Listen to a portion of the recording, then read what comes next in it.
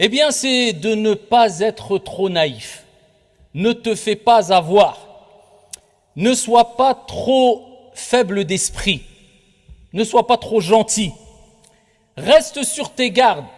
Reste vigilant. Sinon, tu risquerais quelque part de te faire manger tout cru, sans pitié.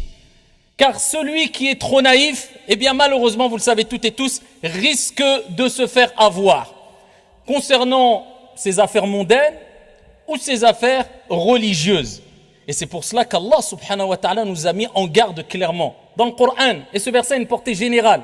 Et il nous dit subhanahu wa ta'ala, Ya ayyuhalladhina amanu, khudhu hidrakum. Ô vous qui avez cru, prenez vos précautions. Et pourquoi pas? Alors que Omar radiyallahu anhu wa ardah, et qui te dira qui est Omar, ce grand homme, nous a rapporté une parole qui vaut plus que de l'or. Et il nous dit, Lastu bil khib, wala al khibbu yakhda'uni. Je ne suis pas trompeur, je ne suis pas vicieux, en d'autres termes, je ne suis pas mauvais, mais je ne me ferai pas tromper par le trompeur. Je ne me ferai pas avoir par le mauvais. Je ne me ferai pas avoir par le vicieux. Ainsi doit réagir le croyant. C'est-à-dire que tu ne réponds pas au mal par le mal, bien sûr. Mais il faut que tu restes sur tes gardes afin de ne pas te faire avoir par le trompeur, par le mauvais, par le vicieux, par le malsain. Et ô combien sont-ils? Et cela, encore une fois, concerne nos affaires mondaines comme nos affaires religieuses. C'est pour cela qu'il faut faire très attention. Quand tu vends, quand tu achètes, quand tu parles, quand tu te confies, quand tu te confies pour tes affaires privées, personnelles, commerciales, etc. Et aussi dans tes affaires religieuses, car il y a Shaitan qui nous connaît, qui te connaît parfaitement. Il connaît tes points forts et tes points faibles. Et c'est un grand ruseur. Et bien de même, dans tes affaires religieuses, fais attention, ne sois pas trop naïf, ne sois pas trop sûr de toi. Ne te dis pas, c'est bon, t'inquiète pas, je sais qui je suis, je sais qu'est-ce que je vaux, je ne m'inquiète pas. Et voilà que tu te rapproches des limites interdites par Allah subhanahu wa ta'ala, alors qu'Allah tabaraka wa ta'ala, à travers son prophète Mohammed alayhi afdalus salatu wa taslim, nous dit Inna al-halal bayyin, wa inna al-haram bayyin. Le halal, ce qui est licite, est clair, c'est-à-dire qu'il y a des choses qui sont très claires. Et le haram, l'illicite, est clair. Il y a des choses illicites qui sont très claires.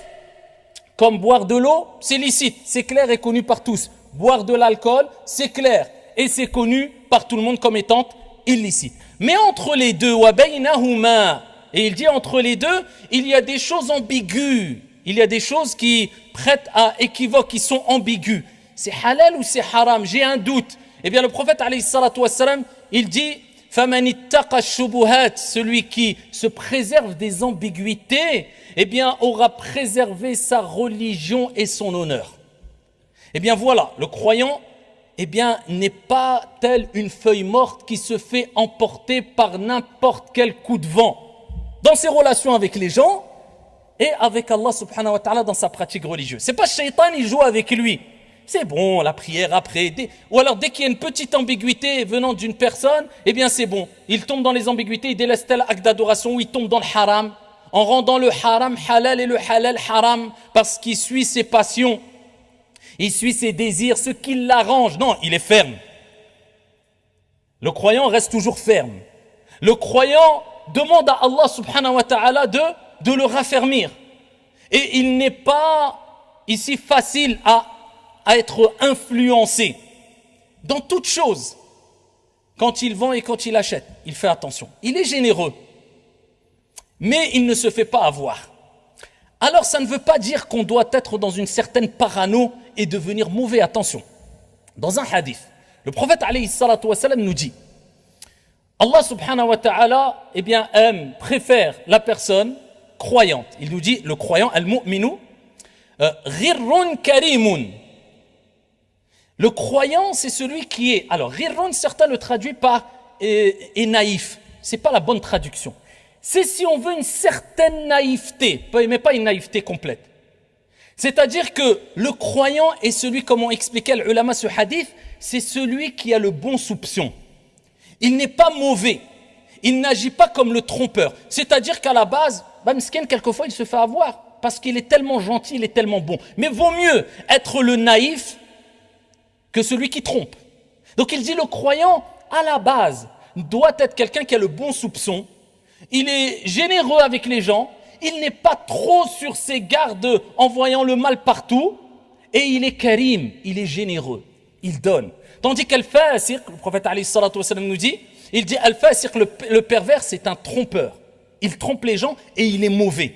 Donc quand tu vois quelqu'un qui laisse paraître qu'il est naïf, bah, vaut mieux être naïf que être de l'autre bord le trompeur. Vaut mieux être généreux qu'être avare. Mais là, quand le prophète il dit ghirrun karim, on ne sait pas vraiment une naïveté complète. C'est-à-dire que tu as le bon soupçon, peut-être tu te fais avoir parce que tu es trop gentil, mais voilà, tu es bon, tu es quelqu'un de bon. Mais la naïveté complète, non, on ne doit pas être naïf. Comme j'ai dit précédemment, dans toute relation, avec les gens, avec autrui. Quand tu te maries, tu ne dois pas être trop naïf parce qu'on a beaucoup de jeunes, ils sont trop gentils, trop bêtes. Parce que, sachez une chose, qu'une qualité, si tu ne lui mets pas un cadre, si tu ne la gères pas bien, cette qualité peut être un défaut. Quand tu es trop gentil, les gens abusent de toi et à la fin, tu vas te faire avoir. C'est pour cela que tu dois être gentil. Walakin, tu dois être toujours sur tes gardes. Ya ayyuhalladhina amanu khudhu hidrakum. Prenez vos précautions. Toujours tu es sur tes gardes. Tu donnes, tu es généreux, mais c'est contrôlé. Tu n'es pas bête. Les gens ne vont pas abuser de toi. Tu es bon avec les gens, tu es généreux, tu aides, mais tu es sur tes gardes. Tu sais qui il faut aider, qui il ne faut pas aider, qui abuse, qui n'abuse pas. Tu fais tout pour ne pas te faire avoir, comme a dit Omar ibn al-Khattab radiyallahu anhu warda, tout en ayant le comportement de base, je suis karim, je suis sahl, je suis facile, je suis généreux, il n'y a pas de problème. Oh, combien de jeunes sont trop gentils, trop bêtes. Parce que quand on est trop gentil sans cadre, on devient bête. Et quand ils, à titre d'exemple, se marient, bah, ils sont à voir. Voilà, une personne, un prétendant ou une prétendante vient en promettant mondes et merveilles, la piété et la vie, voilà, tels les compagnons l'ont vécu. Je serai. Et il se fait avoir, elle se fait avoir, trop naïf. Là, on a baissé la garde. On n'est plus dans la précaution, on n'est plus dans la vigilance. Et on s'est écarté de ce qu'Allah nous a dit, le prophète alayhi salatu wa salam. Est-ce que le prophète t'a dit, eh bien si quelqu'un te promet mondes et merveilles, marie-toi les yeux fermés? Ou le prophète alayhi salatu wa salam nous a dit, ya ayyuhalladhina amanu. Afwan, le prophète alayhi salatu wa salam nous a dit, idha ataakum man tardawna dinahu wa khuluquhu fazawwiju. C'est celui qui vient au moment présent avec le comportement et la religion, mariez-le. Il n'a pas dit celui qui te promet d'être bien, celle qui te promet d'être bien par la suite. Après, tu te fais avoir.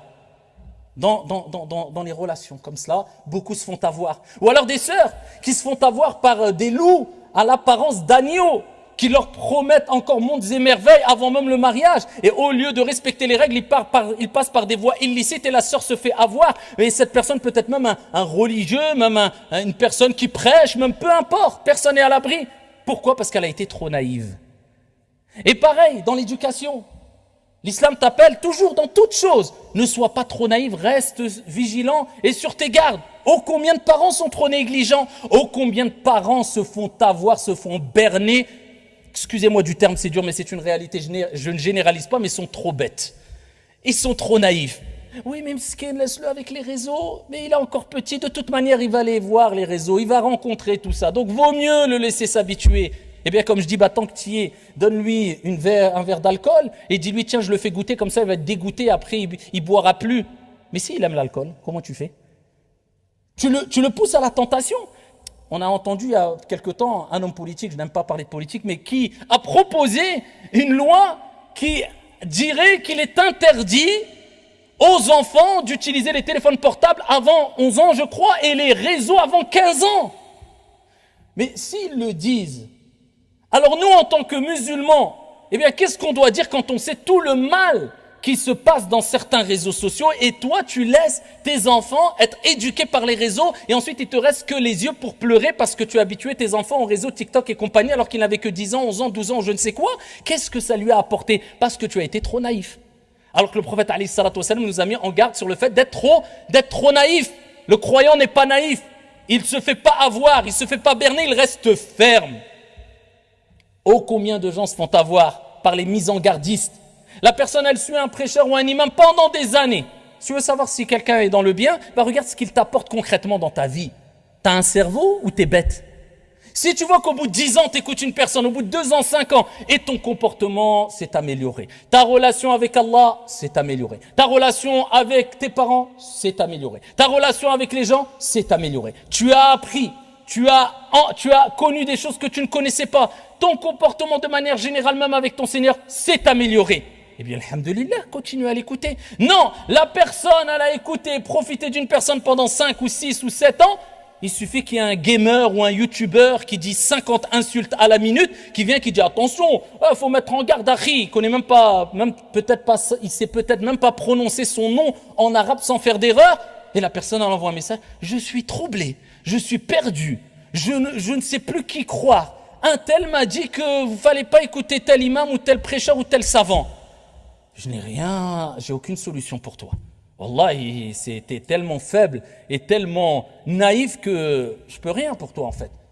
Donc, il faut être un peu ferme. Et dans toute chose, la personne, elle doit agir ainsi. Combien de gens se font avoir quand il y a des querelles, des conflits? Une personne vient pleurer devant elle avec des larmes de crocodile. Il m'a fait, elle m'a fait, mon mari, ma femme. Et il tombe dans le panneau parce que c'est quelqu'un de sa famille ou autre. Ah ouais, et les sentiments prennent le dessus. Et la personne naïve et quelquefois bête, elle prend parti. Alors qu'Allah Azza wa Jal, il dit وَإِذَا حَكَمْتُمْ أَن تَحْكُمُوا بِالْعَدْلِ. C'est un ordre d'Allah Azza wa Jal. Et lorsque vous jugez, vous devez juger avec équité. Et personne ne peut se prétendre être une personne qui peut intervenir lors des conflits seulement si il y a un intérêt qu'il rentre dans ce conflit, premièrement. Deuxièmement, s'il a les bagages religieux, je dis bien, pour pouvoir intervenir. Sinon, reste tranquille. Man kana yu'minu billahi wal yawmil akhir falyaqul khayran aw liyasmut. Que celui qui croit en Allah et au jour dernier, qu'il dise de bien ou qu'il se taise, cela est préférable pour toi. Et des gens prennent parti. Parce que c'est des gens faibles. C'est des gens qui ne sont pas fermes, donc c'est des gens naïfs. Vous voyez les dégâts de la naïveté? Et voilà combien de personnes se vont avoir de jour comme de nuit. Et c'est pour cela que nous disons et nous répétons, prenez vos précautions.